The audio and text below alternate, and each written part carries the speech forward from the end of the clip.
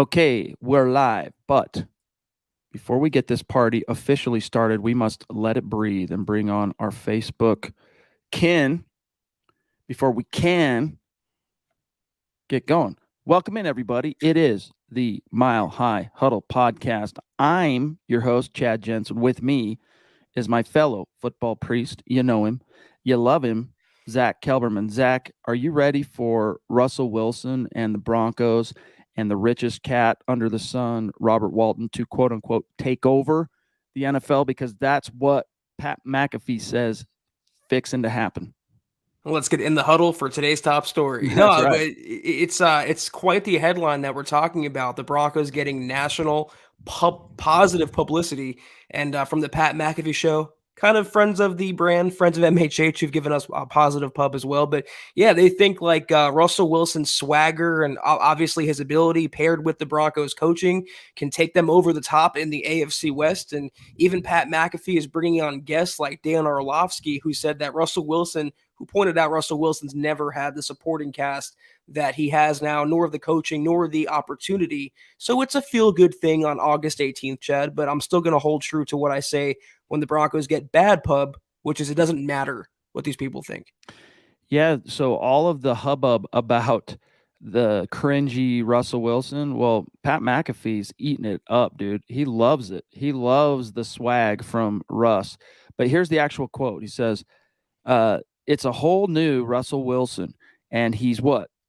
The richest owner, 10X. Now he's kind of shifted to Rob Walton. Broncos owner is the richest owner in all of sports. The Broncos are about to become the team. The Broncos are about to take everything over, aren't they? He's saying to his, fellow co-host gaggle of dudes that are in the room every single time. But yeah, Zach, this dude is like, he pointed to some pretty interesting components here for his kind of bold prediction. Yeah, Russell Wilson, he seems re-energized. He's been given weapons and a supporting cast, especially on the whole entire offensive side, that he's never had in the entirety of his career, at least at that level. He's got the deep pockets of now the NFL's richest owner. He's got an exciting, innovative play caller, like all these different stars that are aligning, which is why Pat McAfee is going, yeah, this is everyone's sleeping on the Broncos. They're going to be the team.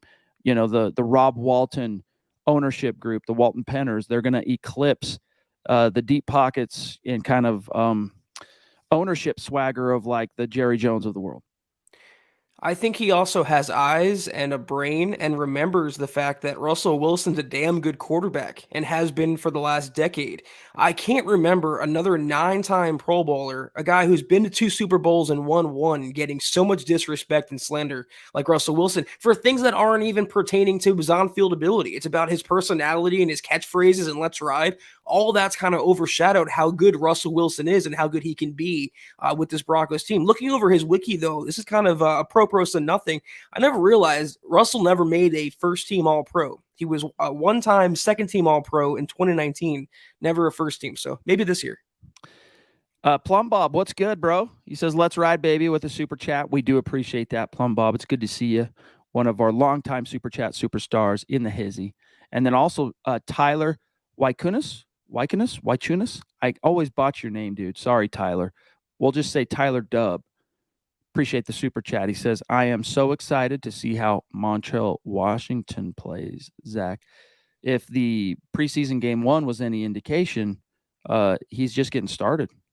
Yeah, Montreal, I never understood the hate that his draft selection got. It's not like he was a first-round pick. You're getting a fifth-round pick who's an instant starter as a return man. And then what you can do with him on offense and the chemistry he's formed with Russell Wilson. It's funny, I never thought a few months ago I'd be saying to myself, I'm looking forward to Cortland Sutton and Jerry Jeudy, but you know who I'm really looking forward to? Montreal Washington and Brandon Johnson. Who continues to dominate every single practice. The Broncos have a lot of depth at receiver and a lot of young guys making a push for legitimate snaps. Speaking of Brandon Johnson, the Duchess there we with go. the top rope super chat. Thank you, Michaela. We love you. You know this. She says, I'm becoming a fan of Brandon Johnson. He's working as the number 3 receiver. He has opened eyes. And welcome back, Chad. Thank you very much, my friend. Yeah, he has definitely shined more, Zach, in practice than he did at least in that first preseason game. He was kind of outpaced, however you want to say it, by Jalen Virgil, Seth Williams, and Kendall Hinton. But yes, Brandon Johnson is actually giving off some serious Tim Patrick vibes circa 2018. And that's what the Broncos needed to replace TP. It wasn't another speedster. I keep saying it. I sound like a broken record, but it's a guy with sure hands who can go up and win a ball in a contested situation. And Brandon Johnson has shown, whether it's the first team, second team, third team, he can do just that. So I'm lightly penciling him into the Broncos 53, not in pen, not in Sharpie, but pencil. I think he's well on his way.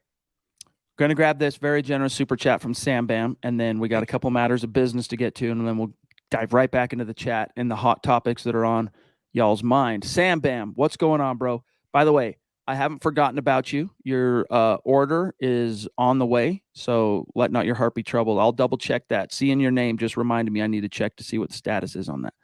But thank you for that super chat, bro. He says, good evening. 3 weeks until the opener and 25 days till the Broncos whoop up on the Hawks en route to a 12-5 playoff season. Go Broncos.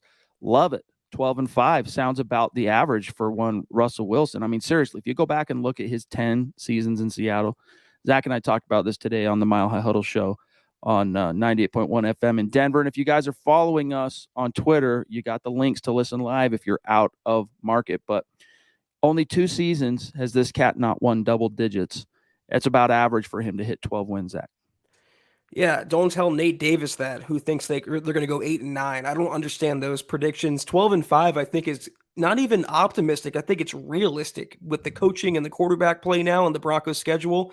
25 days, though, until Russell Wilson gets his first victory as a Bronco, and he does so against the Seattle Seahawks. I cannot freaking wait. Ooh wee baby. Yes, it's going to be dope. Guys, real quick, we got to remind you of the revamped new merch store. All right, cool designs. Like, check out the hat. All right, cool designs. You got the brand new T-shirt. This is just scratching the surface. But as you know, the merch store, we've put in some time to upgrade it for everybody and give you more design options and more actual item options, merchandise options. So go check that out. It's another great way to support what we do here at MHH. And as you know, it would not exist, this merch store, if not for your popular demand. But I wanted to bring to your attention all these new designs that are popping right now on the merch store. And many of you have pulled the trigger, and we do appreciate that. Don't forget, when you do order something, send us in a profile or a selfie pic when you get it, and we will flex you and shout you out on MHH social media, huddleuppod.com. Get your swag on. Don't forget to connect with us also on Twitter. Zach at Kelberman NFL, myself at Chad and Jensen. And if you do so, not only will you never miss a Mile High Huddle podcast, but you will always have the link to listen with your football priest live Monday through Friday at 2 p.m., 2 to 3. We do our radio show. Travis with some big dog stars. Ooh, and I see in his profile pic, he is rocking the new hat. Dope. Love the design. Looks good on you, my friend, I must say. Thank you for those stars, bro. He says I am excited to see Nathaniel Hackett's system and the offense, Zach, go full blast. Yeah, I mean, we're not going to see that until Seattle in week 1, but that's the way I like it anyway. Keep everyone healthy and preserved and fresh. But it's going to be, when it gets going, I'll preface that. When it gets going and they find their ground, it's going to be pretty remarkable to watch, because it was going to be bumpy even with Tim Patrick. Without him now taking away a receiver with his sure-handed ability, it's a transition period for a rookie head coach and a quarterback coming to a new system. There's going to be ups and downs. It's not going to be perfect, but when they do become more solidified and things start firing on all cylinders, look out. Shout out to Dave Glassman, an OG. Love you, bro. Appreciate you. We really love seeing you in the chats, whether it's morning show, evening shows. Great to see you, bro. And he says, yeah, Chad and Zach together must be a full moon. I know this summer it's been a little janky. Like, you know, we've had a lot going on in our lives this particular summer. I'm gone one week or whatever, and then Zach's gone and vice versa.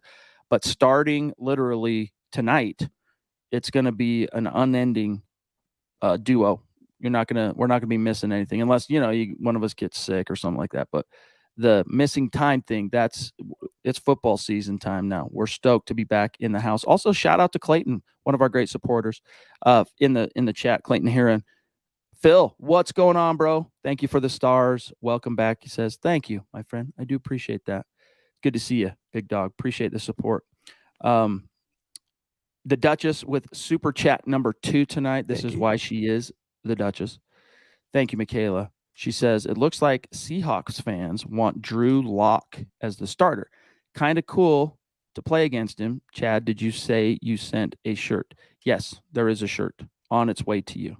So it's I'll message you after the podcast and give you some details. Okay.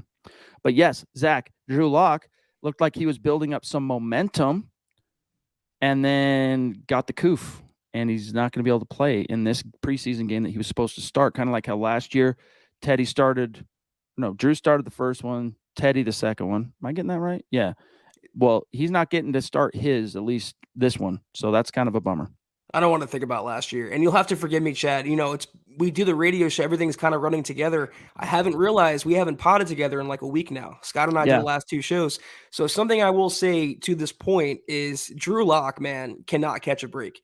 Say what you want about him, feel how you want to feel about him, but he finally gets, literally the same day it came out that he was going to start tonight's preseason game, he ends up getting the bug. And it's just another pitfall in a world of pitfalls for Drew Lock. So that kind of sucks for him. But, it's funny that the Seahawks, we talked about it on yesterday's radio show, Chad, the Seahawks are kind of going through what the Broncos went through specifically last year, where they have 2 below average quarterbacks to be nice starting options, and one's a higher ceiling and one's a higher floor. And I want to see who Pete Carroll goes with, because we all know the Broncos went with the higher floor. So if I'm a Seahawk fan, not a great set of choices. I'd want the meteor to hit us. I want a rebuild before I want either quarterback starting 17 games, but I'm going to go with the upside guy. I'm going to see if maybe Drew Lock was an aberration in Denver, if he has legitimate potential as a number 1 in the NFL, rather than Geno Smith, who I already know what he is. Sound familiar? Yeah. It should. Yeah. By the way, our friend, this is the Seahawks site on our network. That's the Fan Nation SI. I'm seeing some SEO foibles here, Zach, some faux pas here. I don't know about you.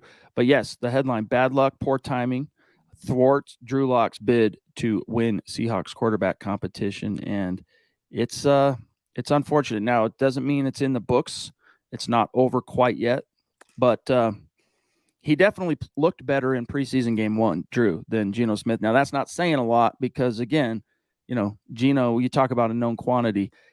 Teddy Bridgewater as a known quantity here. Geno, like here. Whoa, that was weird. Did you see that? Weird. Anyway, and if Drew can't vanquish Geno Smith, Zach, then, it's written in the stars. And then we'll grab Tyler. Yeah, these damn green screens will haunt us every podcast. No, but yeah, it's very eerily similar to what Drew Lock experienced last year, and he has Noah Fant, also on that offense as well. So it's pure deja vu. Yeah, I don't want to say I'm rooting for Drew because he is the week 1 enemy, but I would like to see still what he has in the tank. Whether he is going to sink or swim on his own, hopefully Seattle gives him that chance. But week 1's not going to matter, Chad. They have Geno, Drew Lock, freaking retired Vinny Testaverde. It doesn't really matter what they do. The Broncos are going to get that dub. Tyler, appreciate you, buddy. He says, hey, guys, do you think Montrell Washington, the rookie 5th-round pick, can be a player like Deebo Samuel in the future, like running the ball as well as on sweep pass plays? I can sort of see it. Yeah, so in other words, becoming kind of a jack-of-all dynamic weapon that Deebo Samuel, even Tyreek Hill at the peak of his impact in Kansas City, they'd use him sometimes in these gadgety ways. Could you see that happening with Montrell? It better happen. I said it on draft night, and I said it since, and I'll say it again tonight. He should be what Isaiah McKenzie was for the Broncos. Just an ultimate X factor, the ultimate chess piece that you can move around. He's not going to be a full-time number 2, number 3 receiver, but get the ball in his hands, use his speed to make plays, whether it's a jet sweep, not a decoy, an actual jet sweep, whether it's a quick little hitter, a bubble screen, anything to get the ball in his hands, good things will happen. Shiloh with a super chat. Appreciate that, my friends. Says, saw the posted schedule on Facebook. Much appreciated. I'm not sure what you mean, like the podcast schedule? I'm not sure, but we do appreciate that, bro. Sam Bam with number 2 tonight. Appreciate you, bro. Do you think it matters if Russ and at least some of the starters, Zach, play in the preseason given that Russ doesn't have any live game action with the starters yet? Or do you think preseason for the starters is unnecessary? Stafford didn't play at all last preseason. Last I checked, he was hoisting a trophy. So there's no correlation. I got this comment on Twitter a couple hours ago. Someone said, well, if the Broncos lose the opener and miss the playoffs, they're going to come back to rue the decision not to play him. There's no correlation. There's no data or science to prove that. It doesn't matter. And I'd rather not risk injury when the Broncos annually have the worst injury luck. That's the one player you cannot afford to lose. You can weather a Jonas Griffith, you can weather a Tim Patrick, you cannot weather the loss of Russell Wilson. He's had months to get on the same page with his coaching staff, with his receivers. Having a series or two out there where everything's scripted and they're going against backups potentially, it's not going to help out the offense. It's all risk and no reward, in my opinion. Yes, indeed. And thank you, Sam Bam, again. Appreciate that, bro. If this was, I believe in the utility of preseason games, Zach, when it's like a rookie quarterback, when you need to break in a rookie and get them kind of used to NFL game speed and that live bull is not like fully expose them. I'm not saying have them go out and play a full game, but I think there is utility in playing young quarterbacks, particularly a few times in the preseason, like a few series, a quarter or two. But in the case of Russell Wilson, I know it's a new offense and he's in a new city, and it sucks for Broncos fans who are just dying to see him in action. But Matthew Stafford, as you mentioned, Zach, that's the case in point. You don't really need it. But the question I have, Zach, is that's how we view it. Do you suppose that's how Hackett views it? There's no benefit to him like being coy. He could just say, like, it's not like anyone's game planning, him or the opponents in the preseason, right? So, like, you might protect all that kind of information, of course, during the regular season on who's going to play, who's not. You're not trying to give any layups to your opponents on what they can expect. In the preseason, why won't Hackett, if he has zero plan of playing Russ this summer, why not just come out and say, yeah, we're going to wait till you'll see him week one. We're going to give these reps to Josh and Brett. I think they're still toying with the idea of playing Russ in the third one. I don't know. I feel like him naming Josh Johnson the quarterback, which I'll have an article on after the podcast, naming him the starter for the Bills game pretty much says that Russell Wilson won't play. And he also said he hates preseason. And I hate preseason too, for the same reason I hate joint practices. All it does is, bring on the risk of injury or fights or just negative things happening. To your point, preseason is good for young quarterbacks. I feel like to take it a step further, it's good for young players in general, not so much starters or veterans, guys who've proven things. That's why they're proven. If you have a guy who's a starter, why see him in the preseason? For what reason? They've had months to get on the same page, just as Russell Wilson has. But you risk him to injury for a meaningless series or two that's completely scripted, that will not look the same as week one. What is the point? Agreed, 100%. Boise, man, what's going on, brother? He says, and thank you for the super chat. He says, I'm so much looking forward to a season where I don't have a sense of doom before every game. I'm hoping to be getting a new job soon that'll let me catch lives more often. #Priest. That's dope, dude. Well, yeah, we'd love to see you in the chats more often, but you got to take care of business, however that works out. Keep us in the loop. But yes, Zach, the days of dreading, how is this one going to shake out? I'm reminded of, the peak years under Peyton, 12, 13, 14, 15. It's weird because that's the one where they won it all. But like, if you go back to the regular season, expectations were very, very high. But as soon as Peyton showed those obvious signs of decline early on, like it never felt like, oh, this is a guaranteed win every game like it did in the regular season in the 3 preceding years. But that's what I kind of liken it to this year, Zach, is that same kind of feeling for Broncos fans, 12, 13, 14, where, you wake up on a Sunday just like looking forward to seeing great football. You're not really agonizing unless, it's a quality opponent like back in the day you drew Tom Brady or whatever. You're just like, I wonder who's going to pop today. It's going to be fun. The agony and the anxiety, Zach, for Broncos fans then didn't really start till the playoffs. I think that's how it's going to be this year too, but we shall see. Yeah, there are certain parallels for sure, and that was pretty well said on your part, Chad. Well, I see Boise, and I remember though, real quick, guys, we're coming up to the regular season. We do have an MHH fantasy league going on that Boise man is spearheading. It'll be a $50 buy-in. It's a simple redraft league. We might do a dynasty league in the future, but for now, it's a basic fantasy football league. $50 buy-in. Spots are filling up fast. First come, first serve. If you're interested, I'm going to pop an email into the side chat. Be sure to reach out to Boise and we will get that situated. Hope to see y'all playing this coming season. The Duchess with yet another very generous super chat. Thank you, my friend. She says, wow, I just noticed you guys have the same virtual background. LOL, cool. Sorry for getting off topic. No worries. You know, we just kind of winged it for the longest time with our backgrounds. We just set up in our respective offices and we did our thing. But we just think it looks now. It might look smoother. It might look, I don't know. I don't like saying professional. It's lame, but it comes with its own little set of torments. It's a pain in the butt doing these things.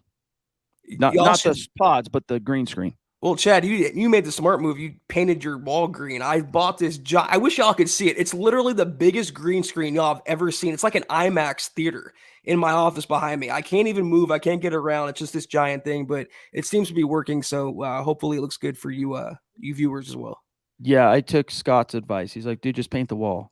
All right, I'll just paint the wall because we tried it with different other screens before Zach found the biggest green screen on planet Earth. Michael, what's up, bro? Yes, everybody's ready. It's going to be dope. Albert, also in the house. Good to see you, my friend. He says, maybe Russ can practice in taking a knee during the preseason. I expect the Broncos are going to be doing that often this season. Yes. Now, Zach, today we talked about that Melvin Gordon, it kind of seemed like he has anyway accepted that the Broncos are asserting Javonte as the starter, as RB1. And Travis jumps in again to say it sounds like Gordon has accepted that Denver wants Pookie as RB1, as he should. Yeah, both those comments I made on the radio today, it's quite the change in tone for Melvin Gordon, who during minicamp said, I'm not going to lay down. I'm going to fight Vontae, which he calls him, better nickname than Pookie. I feel like he's going to fight him tooth and nail for that starting job and prove he belongs. Now I think he sees the writing on the wall and he's reading the room and realizes that Williams is the guy. Williams is the RB1, and there's a reason why Melvin languished for so long, had to take a 1-year incentive-laden prove-it deal to come back to the Broncos. That is RB2 money, and he's acting like an RB2. So I appreciate the honesty, and I appreciate the resignation on Merlot's part. I had to get it in there. Gary Leeds Palmer, GLP, in the house. Thank you for the stars, bro. He says, did you talk about our 2s on the Bills 1s? Go Broncos, let's ride. Not yet, but we're going to see mostly second string going against Bills 1s, at least some of them anyway, Zach. Including who, by the way, for the first time? Von Miller. Right. If he plays. That's dumb. Don't do that. Don't do that. If you're the Bills, don't tempt that fate. They're playing Josh Allen, so I don't know. I don't understand it from Buffalo's point of view, but sorry to cut you off. No, I mean, if you were a guy, so the argument is if it's a young guy, rookie guy. Now, Josh Allen, he's still young, but he's far from a rookie. I mean, he was this close to the AFC Championship game last year, or was that the championship game? Now I got it confused. I'm pretty sure it was a divisional game in Kansas City, right? Last year, yeah, divisional. Yeah, so I don't know. I think they're just tempting fate by playing Vaughn, by playing maybe there are some ones that are kind of bubble one guys that you need to see out there. Okay, fine. But Vaughn or Josh Allen, that's just ill-advised. I wouldn't even have Josh Allen come to the stadium. I would literally make sure he's locked at home, like strapped to a chair until week 1. That's the entire season. Same with any team with a franchise quarterback, the Broncos included. They lose him. It's pointless to go forward, quite frankly. Sam Bam, another super chat. Thank you, bro. Thank you. He says, I think the week 3 game against the Niners will be pivotal early on. Yeah, because that's the MHH meet and greet. Yo, if they win, I think that propels the Broncos to a 7-1 start. If not, maybe 4-4. So he's saying, Zach, if the Broncos don't beat the Niners week 3, they could be like 4-4 through the first 2 quarters of the season. I don't know about that, but I do feel like that's the true first litmus test of the Broncos season because, week 1 and 2 is the Seahawks and the Texans. It's not really up to the Broncos challenge. I feel like up to the Broncos par. The 49ers, though, very, will be with Kyle Shanahan and that defense and the Broncos coaches and the playbook, which is coming over from San Francisco. There's a lot of parallels there. So primetime game will be there, Chad. MHH meet and greet. Week 3, preceding the Niners game. It's going to be a fun one. Oh, yeah. Can't wait. Can't wait. Colby, good to see you, bro. He says, after the performance from Josh Johnson's preseason game 1, I'm kind of excited to see if he can throw some more tutties. Yes, indeed. It will be interesting. Like he kind of wrested back the momentum, Zach, that Brett Rippon kind of stole initially. The first, I'll say week or so of camp, Brett was on the rise. Like everyone was buzzing about how he looked, especially in comparison to Josh Johnson. Josh did not look that good initially. And then the second week of camp, Josh started picking up ahead of steam. And boy, oh boy, was a little bit of a clunker the first quarter, pardon me, against the Cowboys. But that second quarter was just awesome, dude. 17 points, 2 touchdown passes. So, yeah, it's going to be fun to see if he can parlay that into another impressive game in Buffalo. Kind of sucks for Johnson, though, because he's going to be facing Buffalo's 1s or some of the 2s while Brett Rippon gets the 3s and the 4s. So it levels that competition. But all things being equal, I think Johnson already won the job, quite frankly. He should be the number 2. He looked really impressive against Dallas. Yes, it's okay. So on the same subject of Russell Wilson not seeing the field, all right, what about a young guy like Javonte or Melvin Gordon, for that matter? Would your philosophy hold true with them as well? Every first teamer? I feel like if you play them, you're going to have to play the first team offensive line as well. Otherwise, you're not going to get an accurate representation like last week of what the Broncos ground game can look like. But what do you really have to see in Javonte that you don't already know? Or Melvin Gordon, for that matter? I want to see more of Mike Boone. I even want to see more of Stevie Scott. It's for the backup players, these preseason games. I don't want the starters out there. I agree. Here is, by the way, in case you missed it, we touched on it earlier, but here's what Melvin said about Javonte. I think, to be honest, I think they kind of had a plan of what they want, kind of heading in. But as far as the rotation go, I really don't know. I think they want Marshall probably to be the guy. But we do rotate. He'll take the first series, and then the second series with the ones I'll take. Sometimes we switch, but it's you kind of know what it is being out here. Yeah. Hey, at least he's being open and kind of just transparent. Like, hey, I'm pretty sure they want Vontae to be the guy. Yeah, but I'm gonna have something to say about it. Hey, props to you. At least you know which way the wind's blowing, Melvin, and you're gonna do what you can to influence their decision. But it's really hard to overcome a head of steam like that, Zach, when a player has not only draft pedigree, but early production as a rookie. You can tell Melvin did not want to say that, though. He was literally gritting his teeth. Yeah, they want Javonte out there, and I'm fine with it. That's what Melvin Gordon said pretty much. But, him going up there and admitting that is commendable in my book. Yeah, I think he's grown up a little bit, even though he's almost 30. Albert says, do you think Noah Fant will roll over when he says PS2 or sees PS2 or Jewel storming at him? So, yeah, we joked about this today as well, Zach, on the radio show that, Noah Fant, going to catch the ball and promptly fall down. I don't know. We'll see. I'm a little bit kind of open to that being an outlier from last season, Zach, because of what he said, Noah, on the way out the door after the trade, circles back, does a radio interview with the fan sometime mid-March. And he's like, yeah, I wasn't stoked on the offense last year, and especially the tight end role. They had it designed for us to run these shallow routes, Pat Shurmur did, where we basically just catch the ball and get tackled, and that doesn't play to my strengths. And yet, okay, Noah, well, why is it that Albert Okwuegbunam is stiff-arming dudes, leaping over them, picking up plus yardage on those very same routes that you're getting tackled right out of the gate?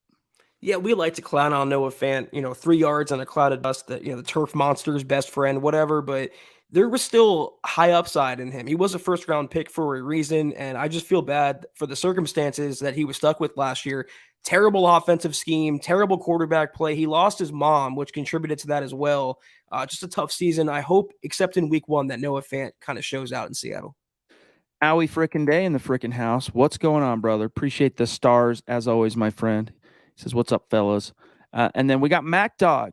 Peace. Mac Dog in the house with a super chat saying, "I'm 13 and love listening to you guys. Y'all are awesome, all the way from Texas. Very cool, dude. Well, just make sure mom and dad says it's okay to throw down a super chat for your football priest, okay? I don't want that coming out of someone's debit account that it does not belong to you. You know what I'm saying, Mac Dog. Make sure. I hope that's your account, not mom and dad's credit card.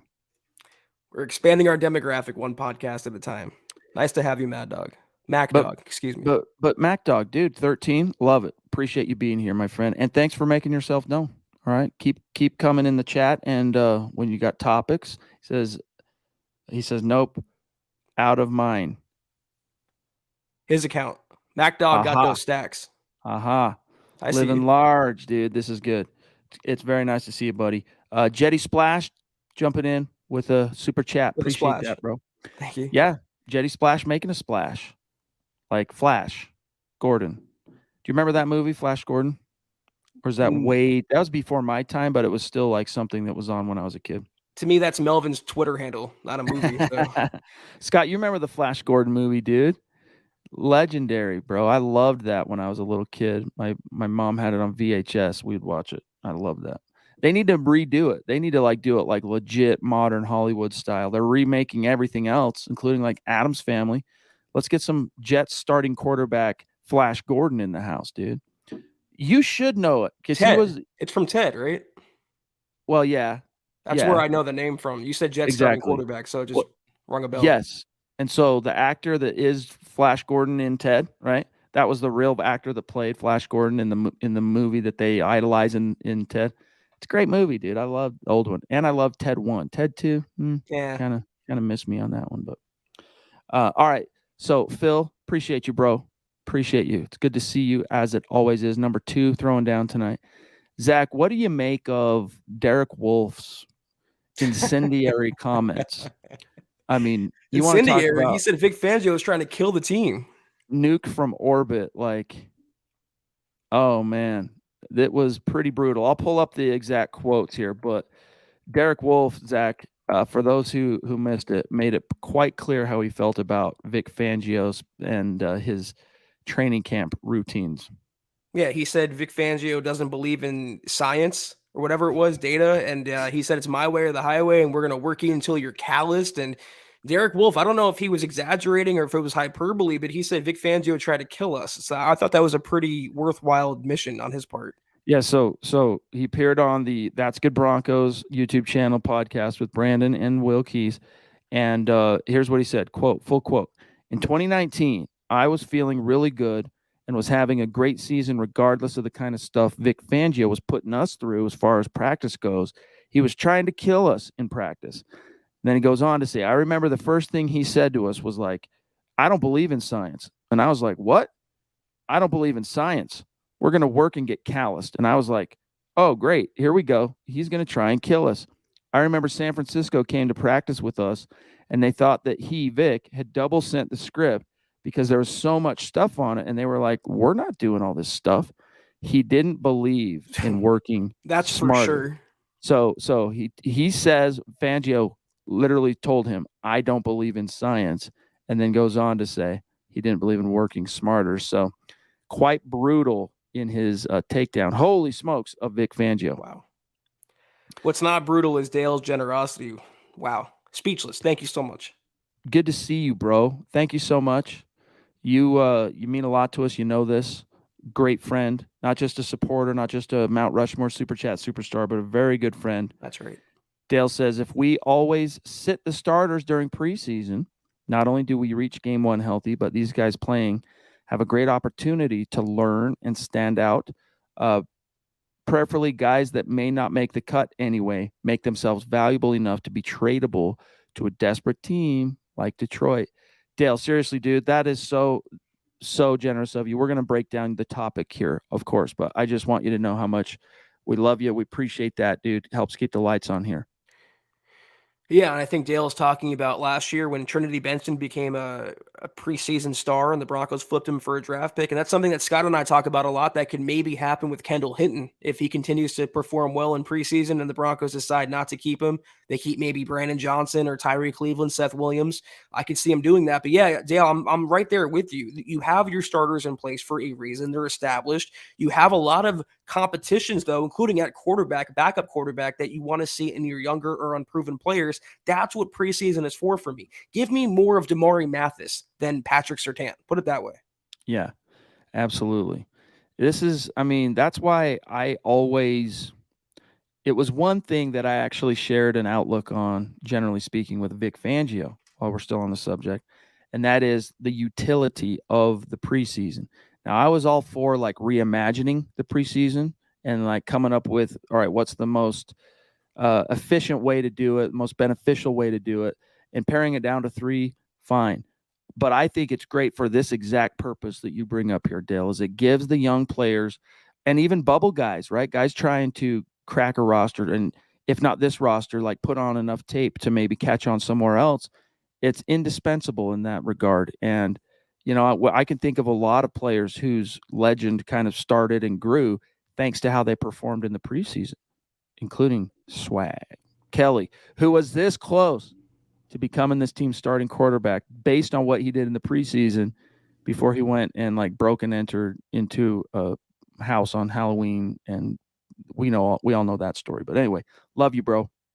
How about Terrell Davis breaking out in preseason? I mean, they could come out of nowhere, and Yes. that's how you discover your younger players and your future stars, by giving them the opportunity they're not going to have otherwise during the regular season. Dale, looking forward to seeing you next month. That is too. It's going to be here quickly. Howie, appreciate you, bro. He says, I'm going to the Broncos game this Sunday. I'll be rocking the Von Miller jersey I won right here on the MHH podcast. That's dope, brother. Yeah, Saturday. Heck yeah, bro. Have fun. Mix it up with Bills Mafia. Be smart, though, because they don't play. They're pretty serious about their Buffalo Bills. KB, what's up, Kenny? He says, thank you for the super, bro. Appreciate it. He says, who was a worse coach for the Broncos, Fangio or McDaniels?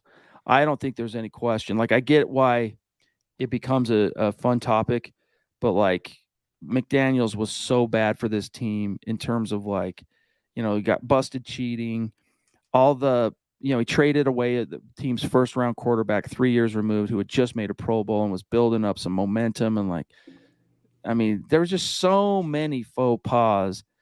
I think Fangio would have had to have done quite a bit worse, honestly, to outpace McDaniels in that. But I'd be curious what your answer on that is, KB.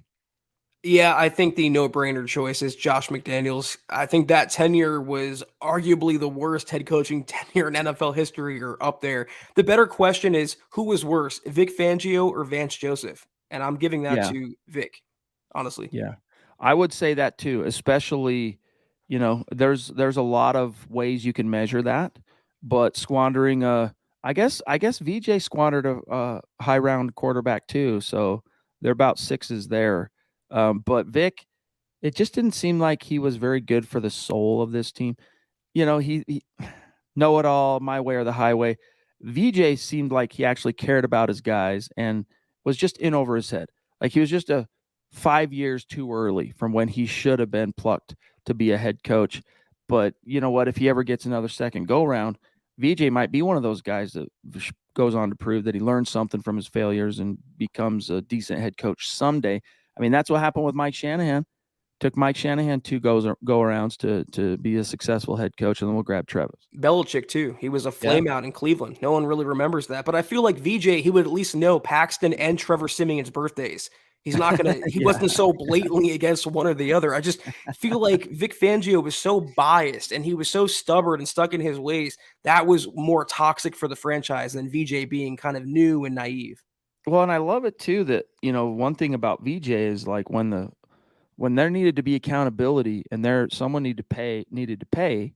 Now, obviously, he anytime a head coach, look, he's the ultimate source of accountability. But like, fired Mike McCoy when it needed to be done. Vic Fangio, and that was like a guy he, if not wanted, at least rubber stamped. In Fangio's case, he fired an offensive coordinator too after the season, but it was an offensive coordinator that was supposedly, purportedly foisted on him. I don't know. I would prefer to look back on. I look back on VJ's era a little bit more fondly, Zach, than I do Vic's. And maybe, too, it's because Vic's lasted one extra year of pain and suffering. I don't know. But Travis says, I love that Wolf's not afraid to say what's up, and it's always up front, what's on his mind. Yeah, and that's why we're really looking forward to him. His ambition is to get into media now, and we're looking forward to that. We'll be front row with popcorn waiting to see what he says, because he just, as you say, no filter. I also appreciate Derek Wolfe. He played for Baltimore the last couple of years, and he did confirm, by the way, that Lamar Jackson, the infamous runoff, the waddle, was indeed to drop the Browns off at the Super Bowl in that game. So thank you, Did Derek. he really? Yes. Oh, man. Lamar went number 2 it. Oh, on man. Monday Night Football. Oh, dude. Yeah. Anyway. Podcast derailed. Browns and the Super Bowl. The Huero, only time we'll get to the Super Bowl, anyway. Probably. Yeah, especially with what we're hearing officially. Deshaun Watson, 11-game suspension. Huero, love you, buddy. He says, what's up, guys? I'm concerned our O-line isn't going to hold against the AFC West pass rush, holding back our offense from what it could be. I understand the concern, and especially you look at some of the pass rushers, especially the Chargers, Zach. I mean, we talked about that today on the radio show. They have $50 million APY just this year tied up in Bosa and Khalil Mack. Like, that's a pretty top-heavy pass rush, but both of them don't do the best job of avoiding that injury bug. So that's one of those things where they could end up having like tens of millions of dollars on injury reserve by like halfway through the year. And I'm not saying that like I want to see it, but especially Khalil Mack's case, Zach. But what's your answer for him on being concerned about this O-line? It's the number one thing that could derail the Broncos offense and by association, the Broncos season. And the O-line is just getting slammed right now with the injury bug, Chad. Billy Turner, he came back from PUP, but he's missed 3 days of practice in a row while still doing maintenance on his knee. The Broncos are hopeful for week 1. Tom Compton, supposed to compete for right tackle, the starting job. He's on PUP still. Netani Moody's out 3 to 4 weeks. Cushenberry still out of practice.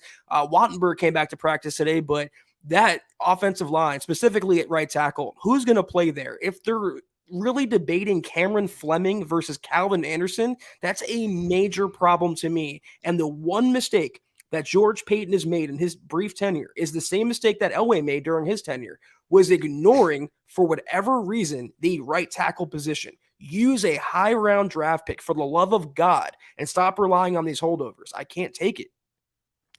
Sermon Albert. over. I can't either. I can't either. Go use some of that Evan Mathis money for an Evan Mathis-like player at right tackle. You can still, I mean, someone needs to drill down on these questions. Like hey, Coach Hackett, at the podium, hey, why did you spend $5 million on 2 tackles that were injured? Go. Okay, hey, Coach Hackett, you spent $5 million on 2 tackles that were injured.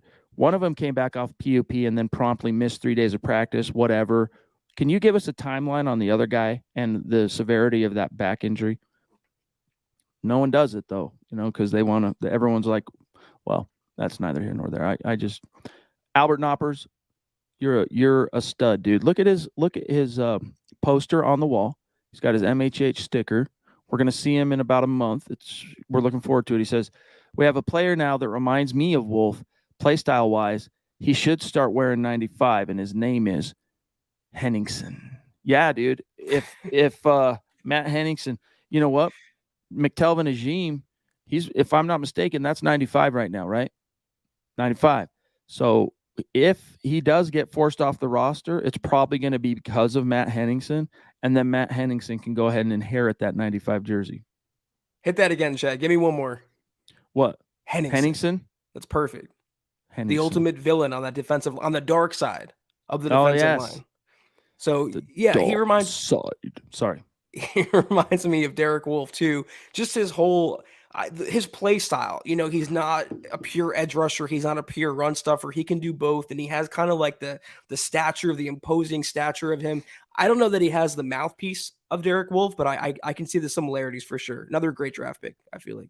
Man, it's such a bummer that we can't like flash plays and like commentate over them without getting our channel dinged big time on YouTube or Facebook. Because I would love to go over some of the plays from Henningsen in that first preseason game, dude. It was very eye-opening. I'm very encouraged by Henningsen. Travis, appreciate it, buddy. Yeah, we'll see you. We'll see you on the next one, huh? And that hat is dope. That hat is dope. Silent One in the house. What's going on, bro? Appreciate that. Super chat.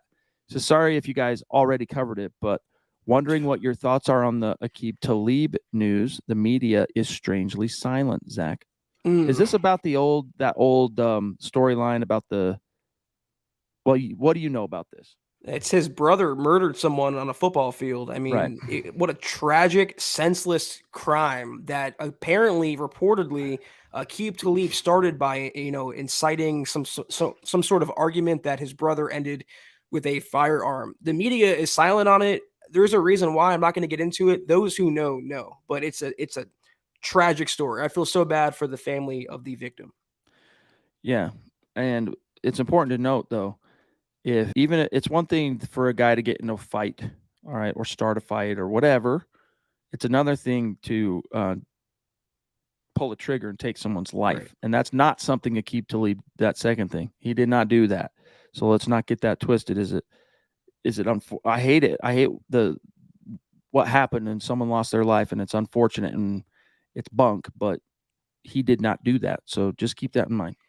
There goes his broadcasting career, though. Wasn't he going to be on Amazon Prime as one of the major Well, has he been fired? color guys? No, but I'm just saying it's like if he was witness to a murder that he incited, I feel like that might be a detriment to his career. I'm just guessing, though. Well, it didn't hold back Ray Lewis, and Ray Lewis, the implications for Ray were significantly more singular True. in terms of who was responsible anyway. But yeah, we do know what you're talking about, Silent One, and Zach. So I was gone for 4 or 5 days. Everybody knows that. Was there a reason why this all of a sudden came back into the zeitgeist? That he got charged or something? The brother, like, how come all of a sudden this got put back in the news cycle? I feel like it just recently happened within the last week. So wasn't it Sunday or Saturday? I mean, it happened fairly recently, and more details came out because at first it was reported we got tagged on something on Twitter that That's said what I Aqib remember. fired Yeah. the shots, and that wasn't the case. It was his brother, but apparently, based on reporting and new video from TMZ, Aqib was the one that was kind of starting the fight that I led see. to the fatality. Okay, so that's my bad. I was confusing it with something else from Talib's past. But so this is all alleged stuff. Okay, in terms of, I want to be clear of that. We're not saying anything definitive here. But if that's the case, yeah, that could definitely cost him his broadcasting career. So First year on the Broncos beat 2016, didn't he get shot at a nightclub? yes, Aqib, or he and shot himself? well, yeah, there was an altercation in a he claims that was in a park. I don't know. I don't want to drag up all of it because it was all quite nebulous in the first place, and then trying to remember it now, 7 years later or whatever, is even more nebulous. But that's why I was actually confusing it with some ancient history.